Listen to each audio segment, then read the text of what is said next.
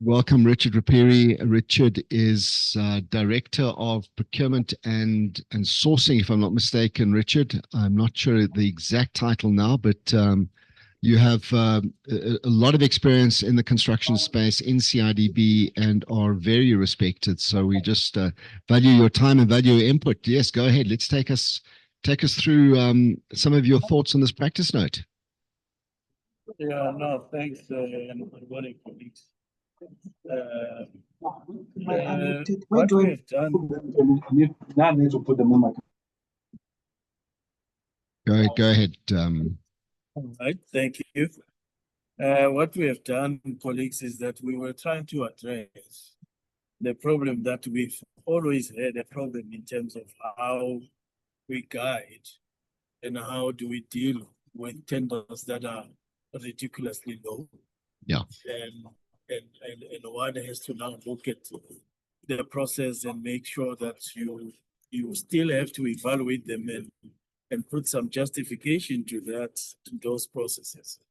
And again, we're also trying to allay the practice that has been happening in the industry. As you know, colleagues, most of the engineers that I know would then look at the estimate of the engineer, which basically is the estimate that one goes out on tender with. So it's either there are two ways of going out on tender. You can now look at your budget and build your budget based on past experiences and whatever, and put some actually markup on it and then go out on tender, which is a budget estimate. Or you can then source an engineer to go and quantify the work that is now is supposed to be done. And based on that, the engineer will then take off quantities, remeasure the work in terms of the design, and then come up with an estimate that will go out on tender. So in most cases, we were faced in terms of that when the submissions come in, then the process would have been that how do you then deal with the massive received tenders that you have, and how do you then synchronize them in a better way that you can actually manage those projects? Now we find that most of the engineers will then look at, and that was the practice that my long time colleague Gerrit Damsla at Public Works, you know, when we were still young engineers and what then, you know, advising us to say, look, based on your estimate, you rather look either 10 to 15% above the estimate and 10 to 15% below the estimate. And then those who are within that parameter, then you can then put them into one context and say, you will concentrate on that pool. Of course, it was not a legal process. It obviously, it's a process that can be challenged by anyone because there's no justification to it. But again, we know that there are other countries like Singapore who work on they've got a very receptive database in terms of where the tenders are falling, and in fact, they can actually print out and update that information to say, we know that tenders that are in civil engineering, which are probably in between 100 million to 1 billion, the values of the submissions or the values of tenders would be in this category. They've done that assessment. In South Africa, we have not. We don't have. The British, they do have. And that is why if one goes and unpacks what is in the forte of the World Bank, they also have. So those are some of the synthetics that we are struggling, and we are looking at trying to build up that repository of database in South Africa to look at the different projects and how they can be classified. But with that context not being there, we then looked at and said, let's look at how we can help, you know, clients in understanding how they can then look at the unduly low tenders and how they should process them during the evaluation process. So the practice note, it's in a draft form. It's not work that is finished. So we are sourcing input in terms of your experiences and whatever. And you will look at in the practice note. Also discuss some of the things that are common practices in engineering, like standard deviations or things like that in terms of how do we manage. Yes, you will excuse the noise, Sean, that I'm in the airport here. You're in the airport, and just keep the microphone Yeah. close to you, Richard. Occasionally fade away, but we appreciate it. Thank you. Let me do that. Yes. So what happens is that we are looking at different areas. We are looking at what makes up a rate and what makes up a final tender price. So obviously there are quantities that are coming up with a bill of quantities, which then makes up what is it. But again, people need to understand what exactly does it constitute to have a tender price. So, so here we are just in the introduction, we are discussing bringing the element of saying, you know, construction is a different element and there are risks that are associated with a lot of complex environment that we are working on. And therefore those complex environments, they've got so many variables that can affect the prices of construction costs. And therefore those must be taken into context. We recently published a practice note 35, which talks about bringing back the professionalism in procurement. And when we say professionalism, we are talking about the technical aspect of it, making sure that, you know, professional registered people who are in the built environment, they play their role as in terms of their identification of works in the procurement process. And they need to work in the technical assessment of the whole value chain within analyzing what the cost of procurement in the infrastructure is mentioned. So that is complemented by this practice note to say, yes, the practice note is a bit technical, but yes, some of the guys who have been in supply chain for some time, they will be able to understand the practice note in its format in terms of how to deal with it going forward. So we are also identifying what could be the risks so that we are trying to capacitate people as they are evaluating tenders. They must now be able to say that when you evaluate an infrastructure project, obviously there are three processes which most public sector work in, which is your planning process. After your planning process, then your document goes into a bid specification committee. Now, the role of the bid specification committee obviously should be a technical competency people in there, where they will then look at what has been designed and take out that and build up those quantities into a tender document that everybody can price.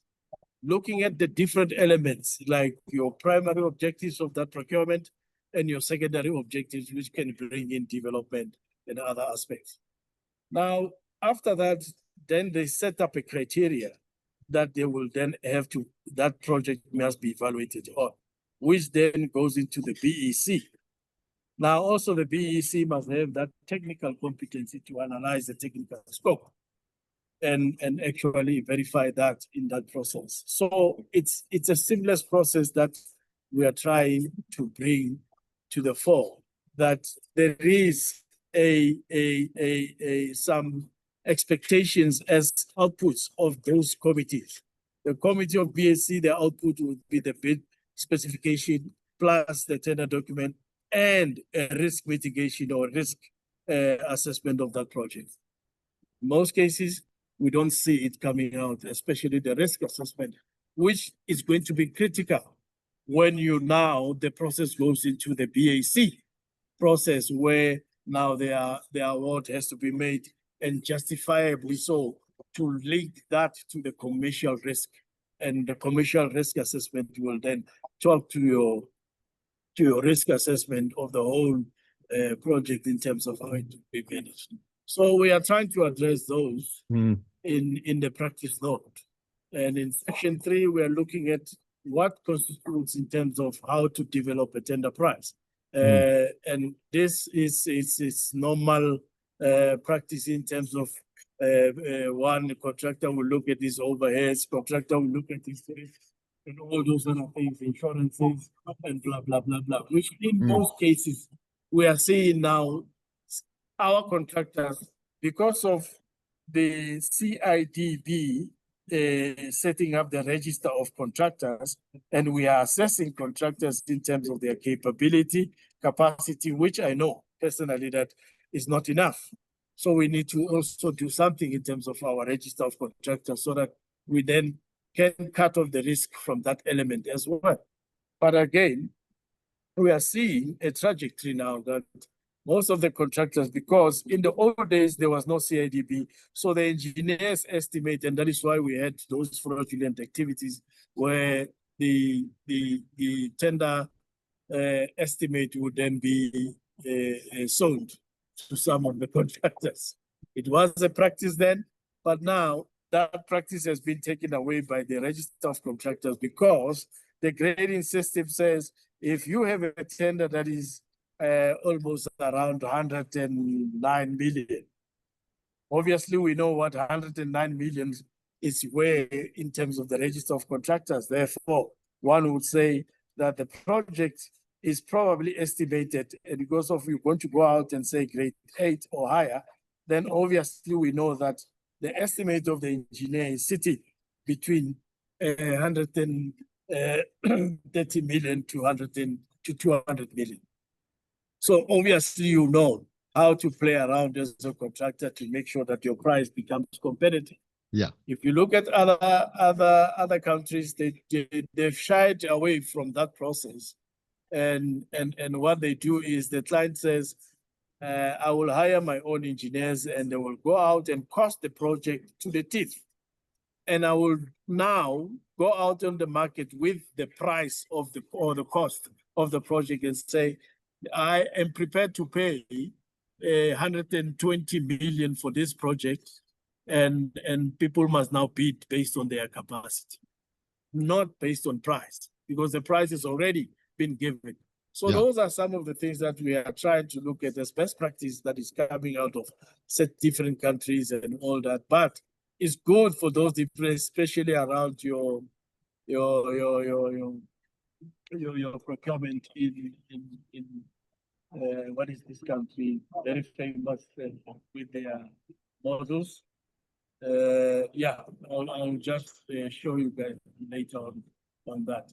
So this is what we are trying to show, that what comes into the price and what are the costs of those prices as they remain. So we are saying in most cases, the profits of companies are typically between around 5 to 10%. Some of them, they can go above to about 12% to 15% in projects that are in the higher value ranges. But in most cases, it's about. We are now trying to say, how then do we deal with this actually? Because the CIDB already said, and if we take a project that is between grade 8 and 9, so we know that grade 8 is 130 million, and grade 9 is sitting at 200. The highest value of grade 8 is 200, and therefore grade 9 has no limit. Now, if we know that the client has went out of grade 8 or higher, it means that his estimate is between 130 and 200 million. We already have that figure, but we don't know what is the median of that figure. So that process is already there. And now, when you get the submissions, you'll find that the very same grade 8 or even a grade 9 tenders way below 130 million and tenders probably around a grade 7 category, which could be about 90 million or so. Now, that then tells you there's something wrong, because we always say an estimate of the engineer remains an estimate. The market will be dictating what the price or the cost of the project will be. Now, we now need to analyze what is the cost of market. And in that instance, we are saying and we are talking about other areas, we are bringing in your Administrative Justice Act just to make sure that when you come up with a system that you cannot defend, then it's going to be an administrative action that can be challenged, especially when you just go blindly and say, I'm going to look at 10% below the estimate of the engineer, or 10% above the estimate of that. On its own, it's an administrative action which can be challenged. So now we are trying to look at what other ways can justify this and how we can do this without any processes that we will then have a flawed process. We all know what administrative justice action means and what it looks as.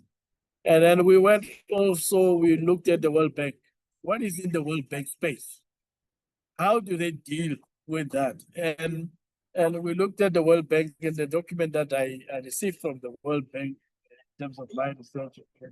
The July 2016 guideline of the World Bank that looks at the different aspects in terms of how to deal with unduly low tenders. And it's the process that we have looked at as a CIDB and say, this is a normal process that we do in South Africa in terms of how do we deal with it. And they have these defined processes in terms of that. And if you look at how they deal with it, it's not even too far from what we have proposed as the CIDB. In terms of us, we are saying in terms of the recommended approach, step one, determine the percentage difference between the tender price under consideration and the professional estimate. So we're not totally taking out a professional estimate. What we are trying to say is, even though you work on 10% or even at 7%, depending whichever one that you choose, you must have a defined process that you're going to follow.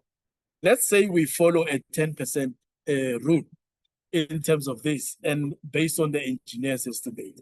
But also, let's look at what we have received as tenders. Let's say now in our processes, we have processed these tenders, and all these tenders went through your normal processes of procurement where they do your responsive testing and all those other things is done. After that process, we are left with 100 tenders as an example. We're left with 100 tenders who have tendered at least their prices, and we don't know whether who's low and what. But they've passed the responsive test. Now they are now in the second stage of procurement where we are now looking at, right, as we are looking at these guys, they are all grade 8s and 9s. And they have tendered differently, and there are 100 of them. So we need to score them in terms of what they have tendered for. Let's say we say number one is the least cheapest person who has maybe probably tendered around 132 million. That's number one. And then we look at the last person who has tendered on this, he has tendered about, that is tendered on number 100,000. He has tendered, as an example, has tendered 190 million. Now we look at you can see obviously now there's a difference between the cheapest person and the highest person. And then let's say we average all these tenders to get to a median of these tenders, and our median is sitting at about 182 million as a median. Now, if we look at our estimate of the engineer, and the engineer has estimated the project to be almost around 155 million as an estimate, and that is why he went for grade 8 or high. We are saying, all right, then how far is the median in terms of percentage from the engineer's estimate? So we can actually calculate that to get to whatever percentage that the engineers estimate and the difference in terms of what the median of the market came up with. And based on that, then we are using the median as our core factor now. And now we look at those tenderers who are between 10% above and 10% below the median of of the tenders, which is now 132. And then we can then look at those that are reasonable. So obviously now the person who has tendered 132 million is obviously more than 35% outside our median.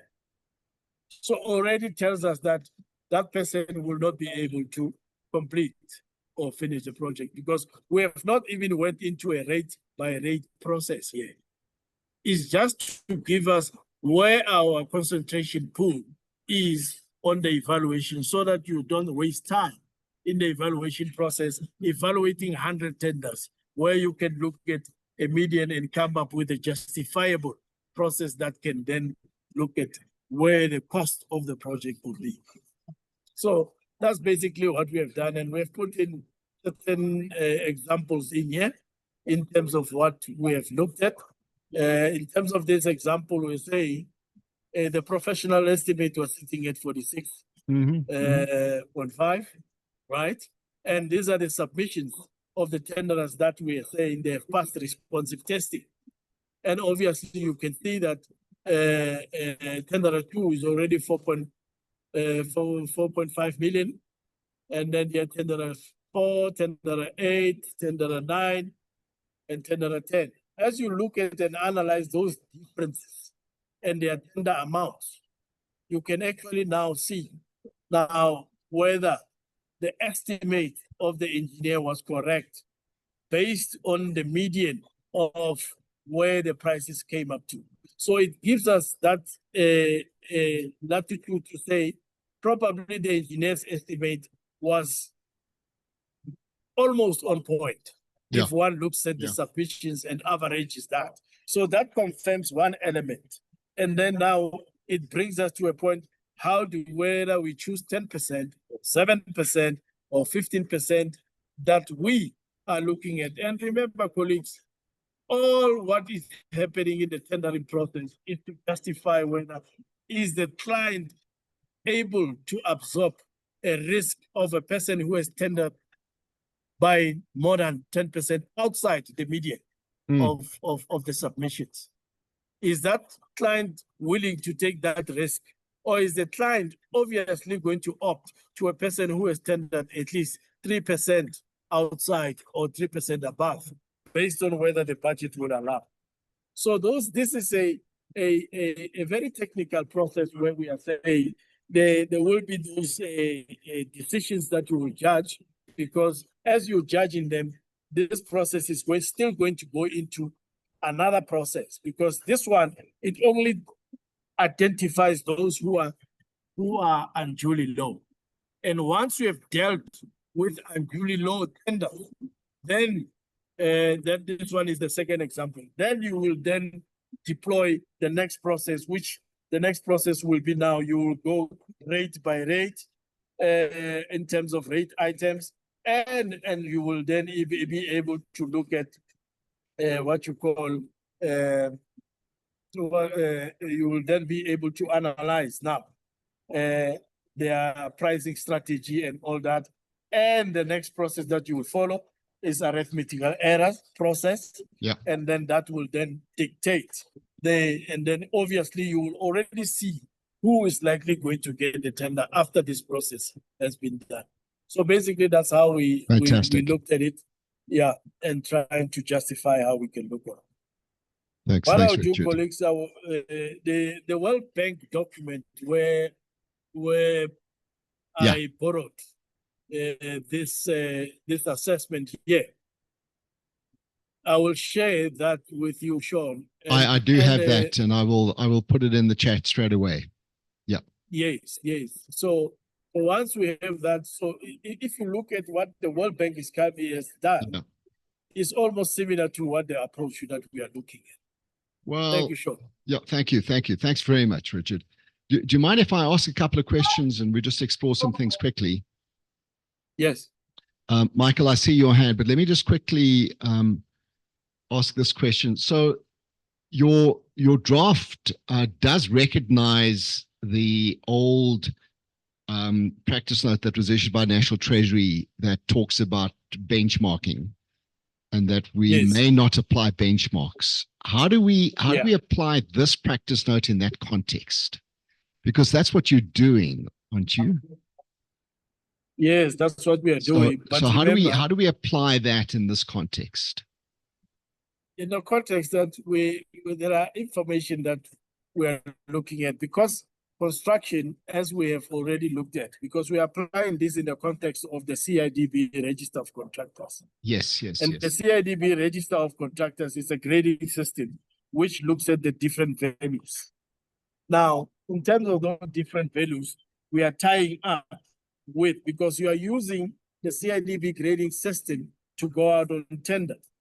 And in terms of going out on tender, we are saying that is why we are in our registration, we are looking at turnover of a company.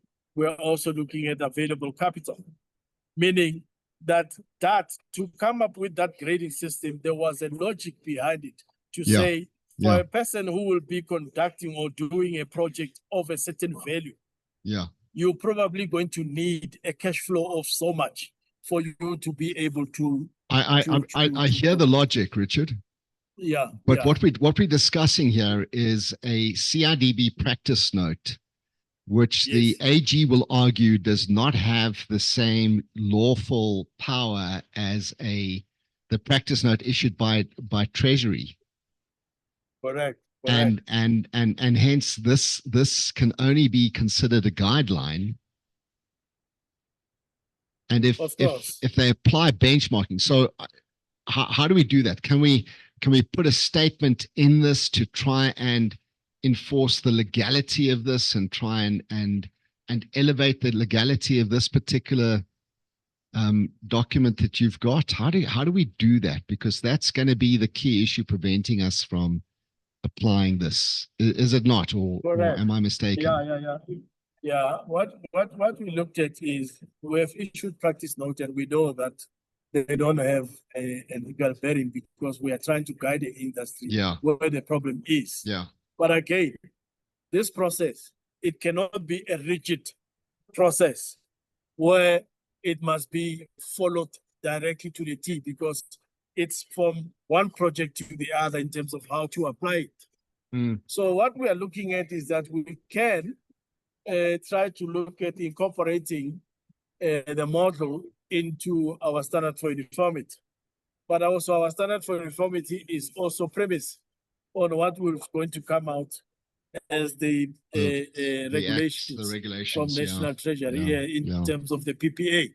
So currently now we can't jump the gun and put this into the standard for uniformity, because if it's in the standard for uniformity, then it becomes a legitimate process that must absolutely. So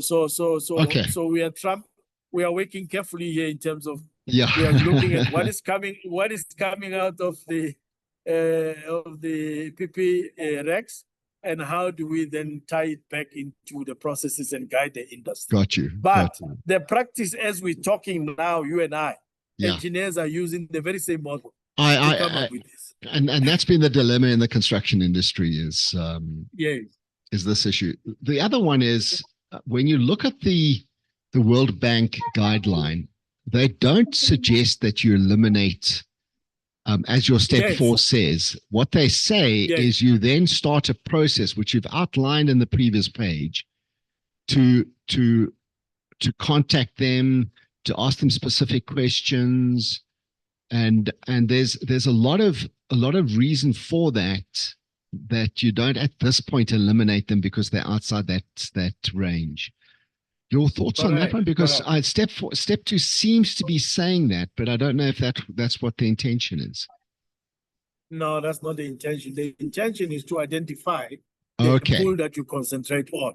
And once that pool has been identified, then you will then go back and assess those tenderers that are outside, because obviously in those tenderers you might find a Greenacre construction who is also tendered way below, and you need to engage and look at what is his pricing strategy. But you can only do that after the process of arithmetical errors to determine that. Yeah. Okay. So that comes in. You see? Yeah. Yes, because once you have dealt with arithmetical error process, then because you've got a pool that you know that mostly your award will come out of this pool Yeah. that you have Yeah. identified through this process. Now then the duty is to go back and assess, because administrative action will then you will be against that, because if you don't entertain and evaluate all the tenders and give reasons in terms of your evaluation report, Got it you. will then Got be, yes. So the arithmetical errors will then dictate in terms of where is this Greenacre, why is he tendering so low, and then those reasons, and then you can then The, justifiably make a decision. the other reason Yeah. that that's often flagged in construction is it's so low because the guy has got materials from a previous project, and so they don't have to rebuy materials, and hence they're able to provide a much lower cost. It Correct. could also But be again, innovation, and I'm thinking of that particular it can be project for innovation. Ria Yes. Vaya, and Yeah. so those Yeah. are the reasons. Okay. So that step 2 is Yeah. not necessarily eliminate as in disqualify, but then you flag No. those up and then follow the process Great. that the World Bank has Follow the described. process. Correct. Got you. Yeah.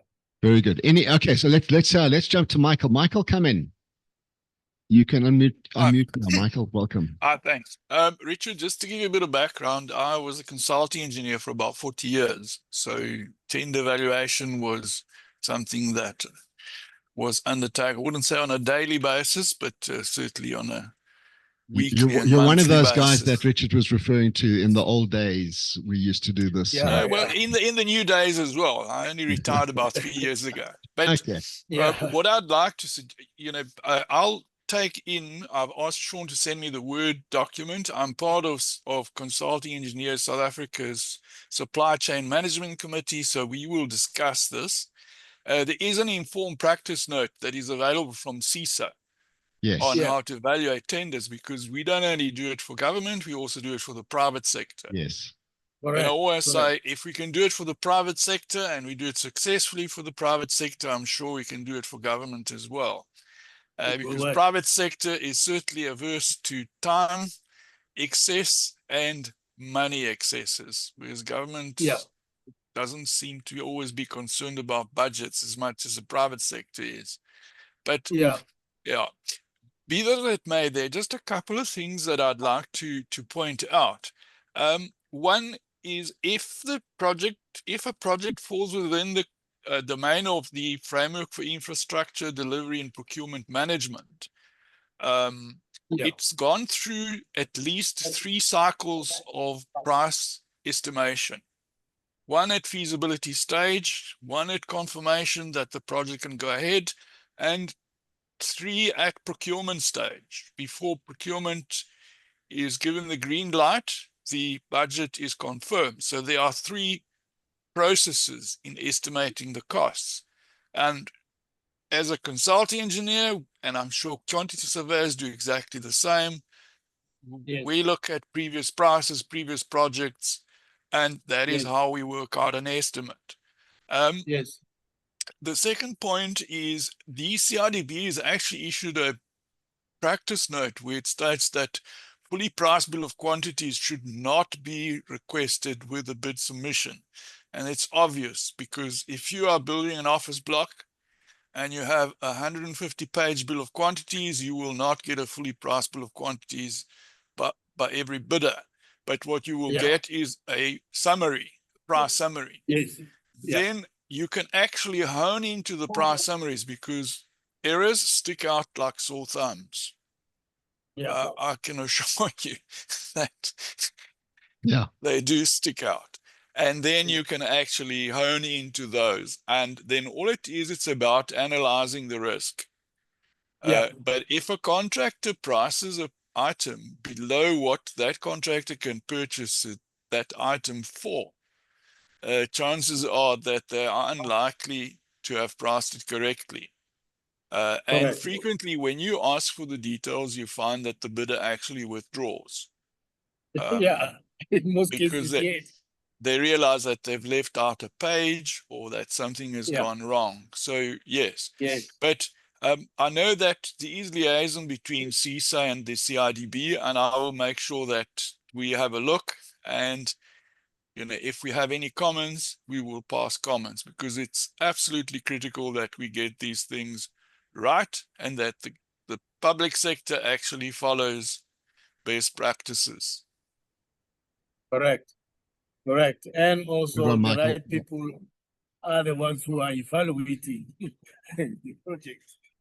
Yeah, but if you take SANRAL doesn't allow the designer to be part of the bid evaluation committee.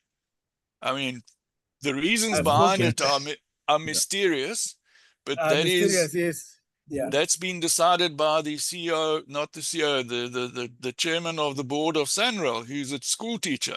But I've met SANRAL CEO, and we are now reviewing even some of their policies. Yeah, and can I just ask you, please make sure that the parastatals and the state-owned enterprises actually use CIDB best practices, and that they don't follow their own whims and their own rules, because that's been one of the biggest problems. Yep. Thanks a lot, Michael. Thanks, Michael. So thanks. I know you've got to catch your flight shortly, Richard. So let's give the folk that are online now just some target. I mean, when do you want your feedback before you publish this?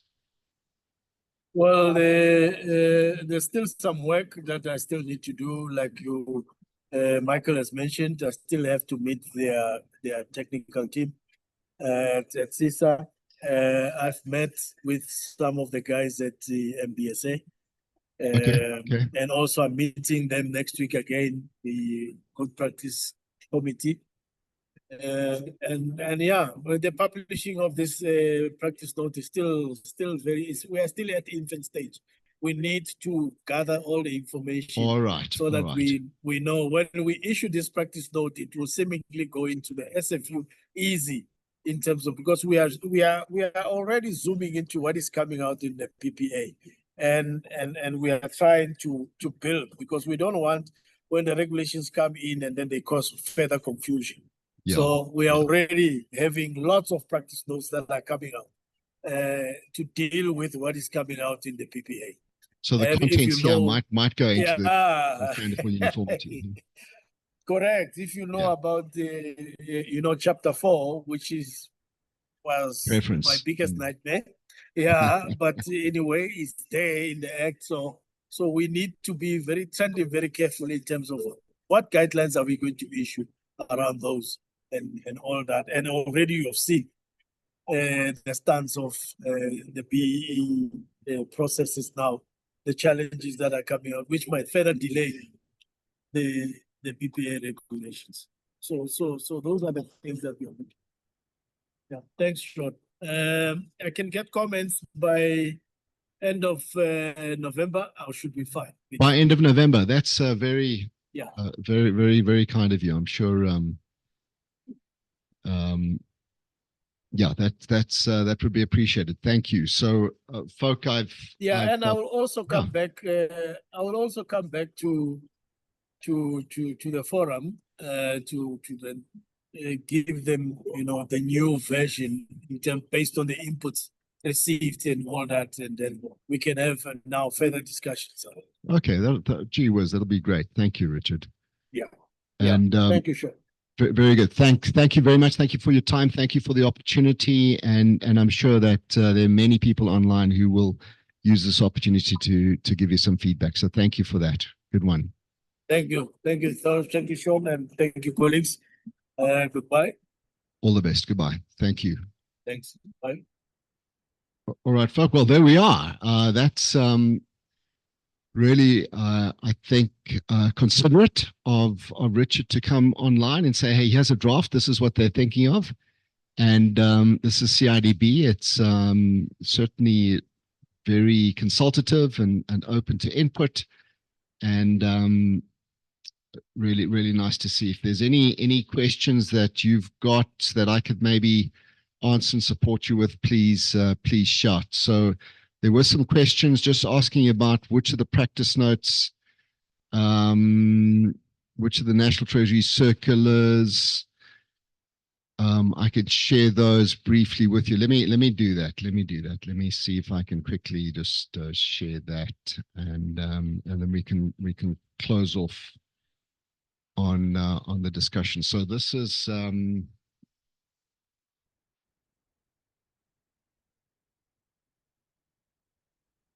here it is. This is kindly from Henry Carlser. This is from one of his presentations. So that's the circular in MFMA, and circulars are treated very differently to instruction notes. Instruction notes in instructions in PFMA and circulars in MFMA are very different, but you can see there deviation by more than a predetermined range from the cost estimates of the project or commodity is not a justifiable reason for the rejection of a bid and has therefore not been approved as an evaluation norm or criteria. So that's circular 29 from a long time ago, almost 20 years. And this is the same era. This is the practice note that was issued. This is the prohibition of set-asides and the use of cost estimates as benchmarks. Similar wording, deviation by more than a predetermined percentage from the cost estimate cannot be regarded as a justifiable reason for the rejection of a bid. And yeah, so those are the two that I was mentioning, where I was saying it's very difficult then to justify why you have deviated, why you have disqualified somebody because they've deviated from that particular norm. I see your hand there, Michael. And then there's in the standard for uniformity in Annexure F, there is the reference then to say, hey, you must certainly have a look and clarify the tender submission. There's reference to rates in this particular one, but you certainly are permitted to check with the bidder in that respect. So there we are. Michael, your thoughts, your comments. I think, Sean, when you look at the Treasury's practice or recommendations as regards to using cost estimates as benchmarks, yeah, I think the context is that at one stage, bidders were just excluded. Yeah. So there was no investigation as to why the bid price was below the estimated cost. So That's right. There was no risk analysis, where I think the correct way of assessing a low price is you do conduct a risk analysis and determine and follow up why and try and understand from that bidder why it is that their price is as low as it is. Yeah. Just a point on a comment you made earlier on about there might be leftover materials. Yeah. A lot of the bid documentation for construction actually it quite clearly states that the materials must be new. So whether leftover materials fall within the category of new materials or not, good question. it's debatable. So, you know, where the contractor has a valve that they've installed and they had removed and they want to reuse it and sell it as a new item. Okay, reuse is different to new, right? Yeah. So, and is leftover new or is leftover reuse? I mean, I bought enough bricks for paving a 1 square kilometer parking area, but I only needed half of that. So now I've got these new bricks that I bought for that parking area, which I don't need. How long have they been in your yard for? I don't know. They're full of moss, they're full of algae. Some of them have broken. Yeah, look, you know, as I said, it is something that can be looked at, but then the bidder should actually state that. And that's the whole point of this one. Now for yourself, Michael, is the AG, and let me just go back to this one. The AG considers this a lawful requirement. Okay, so anyone that does disqualify or uses this benchmark to eliminate somebody, that could then be determined as an irregular expenditure, as irregular expenditures, because they've applied something which Treasury has said you may not do, and they've done it. And that's the issue with that particular step 2 that Richard had in his document, where it said, eliminate them. Yeah, so but that was a bold elimination. So, you eliminated no reason because you're 20% below. But if I say, you are 20% below because you've underpriced X, Y, and Z after I've investigated the cost of these materials, then you can still use the same principle to determine whether there's a risk or not, but you just don't disqualify a person or a bidder just because they're below your estimates. Yeah. What was your feeling about the percentages that Richard was talking about? I'll share with you mine, but your thoughts. Well, because you've just made it 20%, and that's the figure I've always used, and I was surprised to see how low his tolerances were. Yeah, I think frequently what is forgotten that an estimate is an estimate. Yeah. So it's an assessment. I mean, we used to get chastised, particularly by private sector client, if the bids were not within 2 or 3% of your estimate. So it's almost like your estimate is a fixed price. Yeah, it's debatable. I think 20% that you talk about is probably the permissible allowance that a project manager has on a state contract before they actually have to plead to higher authority for additional funds. Yeah. Good one. Good one. Yeah. Thanks, Michael. Let's jump to Emmanuel. Sorry. And just one last point: the lower the bid price, the more inaccurate you're likely to be. Yeah. 10% on 5 million is not a lot. 10% on 500 million is a lot. Yeah. And being out by 10% on 500,000 is very easy. Yeah. So I think that must also be borne in mind. Very good. Let's jump to Emmanuel. Welcome, Emmanuel. You didn't have a chance to talk to Richard. Yeah, no, I didn't, man. But we'll give him a call. Because at least today he came with a different presentation compared to. Did you get his the email address? Yes. We do have. Yeah. Not thanks, Sean, and morning colleagues. Maybe lashing on the point of the, those tolerance, the percentage. Yeah. Shouldn't it also be influenced by the type of the type of contract? For example, whether are you doing a turnkey or are you doing, your construction? Because at that time you already have the designs and all you need is somebody to go and then construct. Or maybe on the turnkey, you're also looking for somebody to do the construction, your feasibility studies and stuff, rather than merely looking at it from the CIDB grading, because I think for them, if I heard him clearly, it's more around your CIDB grading to say, is this work probably sitting at grade 8 and hence maybe the proposed percentages. Thanks. Good one. Emmanuel, I think also credit to him in that he was saying, it's going to depend on the institution and the project. And I think that's also your point is there cannot just be a standard percentage which is applied across the board. Very good. Thank you. Khali, welcome. Good morning. Hi, morning, Sean. Morning, colleagues. Thanks. Good morning. I just for my comments, Sean, I was just listening in terms of, like, for example, on AG perspective on tender eliminations. And I've heard also, Michael, when you're indicating that you knew your risk analysis.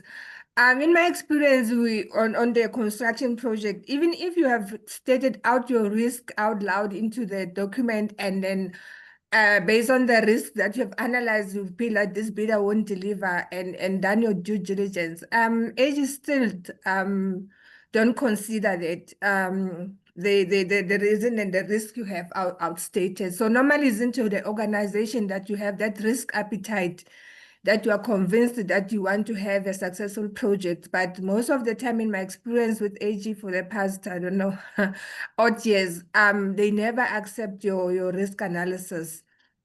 And I'm just worried that the CIDB needs to be really aligned to the Treasury instruction notes, because despite that is a practice note or is a guide, normally the AG will only rely on what Treasury says, and he's still gonna penalize you in terms of the findings. And the next one, I wanted to comment on the reasoning that the bidder will provide you, say that I have material on site or I have equipment.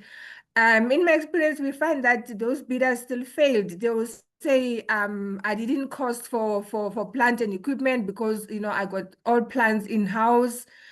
And then the project starts down the line, you have to cancel the project because now all the plant and equipment that have been outlined or provided are not provided on site.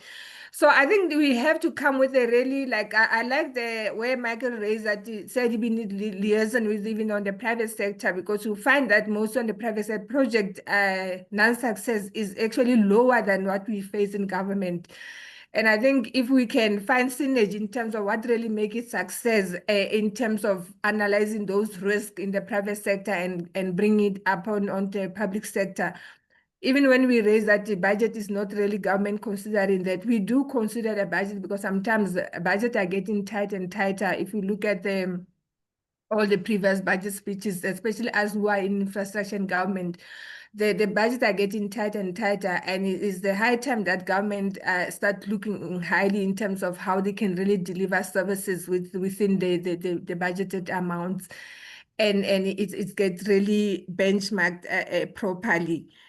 The third point I wanted to raise was in terms of that tolerant factor, because for me, I feel you can't just apply a blanket percentage. It has to look by project. I think Michael raised a very important factor to say a 5% on 100 million is something else, but on 1 billion is another issue. So I think those need really to be synergized properly, so that we can close the gap and create success in the private sector infrastructure. Thanks. Good one, Khali. All good points. Well done. Let's jump to Chris. Good morning, Chris. Chris Wilcock, welcome. Hi, everybody again. Sorry, I had something else open and wouldn't let me unmute. Just on this, the range, it does seem very low. So if you look at part 5, step 1 of the draft, it's on page 8, they're 7.5% to 10% below the estimate. You flag it as potentially unduly low. Yeah. So I think, one can live with that, because you're not eliminating it. As Mike was saying before times, and that's why the CM practice note 2 came out, it was automatic disqualification. So it's merely potentially, but having such a narrow range does produce a lot of extra evaluation work, because you've got to go through all of this now for everybody that's 7.5% to 10% below the estimate, and the estimate itself may not be that accurate, with due respect to the professional people doing it. So I do think it's going to create unduly a lot of work. Then step 2, I think, goes a little bit wrong, because then following the flagging as potentially unduly low, eliminate all the tenders which have tendered price. So that's going back to that automatic elimination. That's right. And I think that's going to run into the trouble that you identified, Sean, with practice note 2. So I think these things just need to be refined and reworded a little bit. I think the basic structure of it is pretty good, in my opinion. Yeah. There's something else. Sorry, folk, I've just put into the chat the World Bank guideline on abnormally low bids, and also the Asian Development Bank one. So there's 2 there. That's quite good.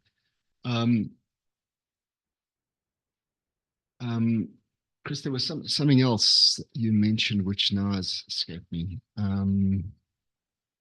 Thank you, Chris. It will come back to me shortly. Oh yes. The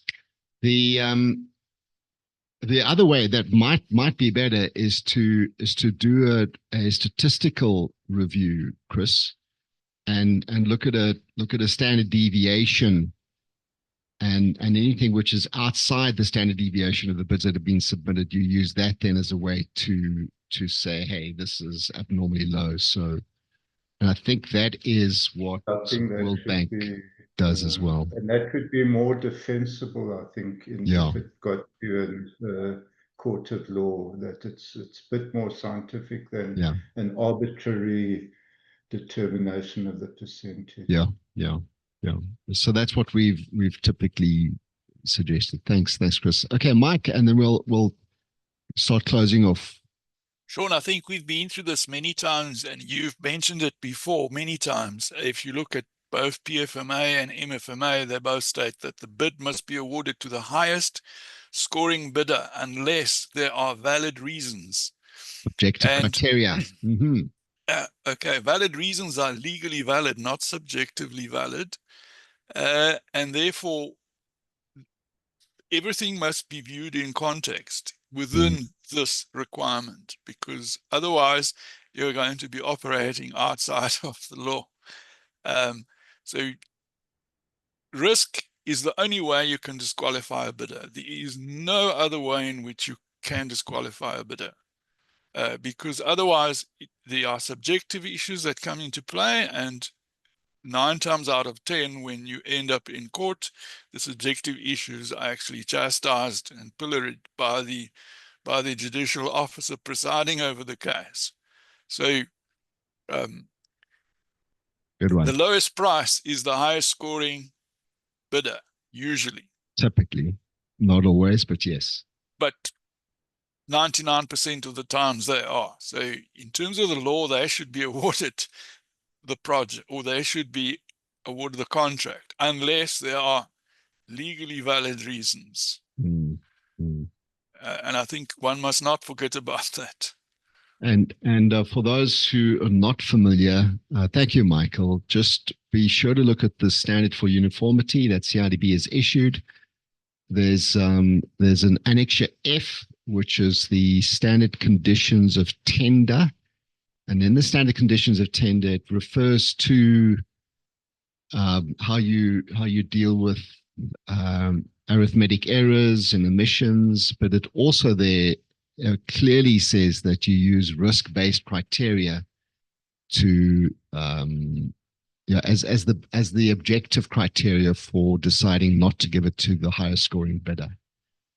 So just to refer you to that one, and just to pick up on what Michael mentioned, is that particular document, that standard for uniformity, was issued as a government gazette and has legal standing. Craig? Yeah, thanks, Sean. So I think, as you're saying, the wording, excuse me, is objective criteria. And I don't know if you've noticed, but quite recently, SANRAL actually won a court case on that very issue, where they decided there were a whole lot of consulting engineering tenders that went out. They chose not to award a whole batch to whoever the highest point scoring company was, based on the objective criteria of having too much work and not having the capacity to be able to deal with all the work. And the court ruled and said, yes, SANRAL, your reasoning was completely objective, and they won the case. So maybe that case might be a discussion point for a future meeting, but it reinforces the notion that subject to objective criteria, you do not have to automatically award to the highest point scoring tenderer. Was that the 2013 case, the SANRAL one, or was there a more recent one? It was came out probably about 2 weeks ago. Oh, okay, wow. I'll look for the reference and I'll email it to you. Thanks very much. So SANRAL have always applied this notion that it's risky for them if they're giving too much work to a single supplier, and they use that as an objective criteria then to award it to somebody else if they see, hey, these guys have got too much work in that particular region. Let's use that as the basis. So, so the background, you say that case is recent. Yeah. And I mean, the background was simply that they put out these tenders for these routine road maintenance contracts, but not the actual construction. It was for the consulting engineers. The consulting. Some recently established or newish firm was lowest on, or the highest point scoring on about 8 of these different tenders. And SANRAL said, look, we'll give you 2 of the smaller ones just to see how you go, but we're not giving you all 8 that you were the highest points on because it's way too big a risk. And of course, the tenderers challenged him in court, and the court ruled in SANRAL's favor and said, yeah, well, SANRAL can't be forced to give massive amounts to work to a company that just doesn't have the resources. Good one. Thanks, Craig.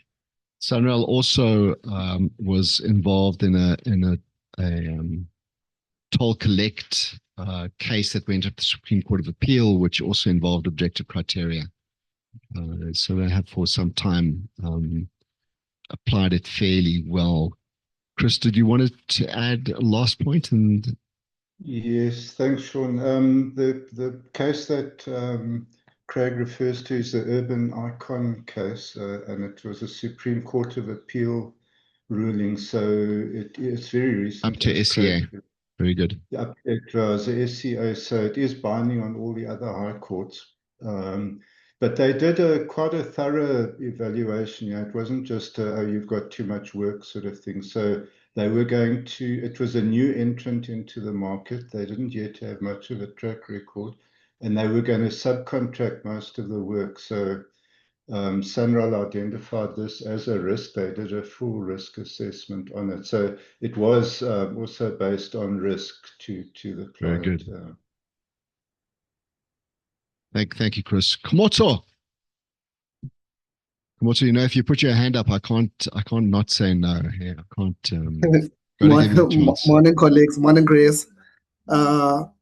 Chris, I just want to add on to what Craig was saying.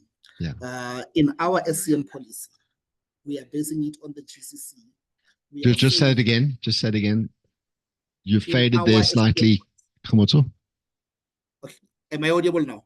There we are. You said in our SCM policy, we have indicated that no bidder will be awarded a second contract at the same time if it cannot be proven beyond doubt and to the satisfaction of the accounting officer that the said contractor has the capacity to commence with both contracts and complete both contracts in the minimum time allowed.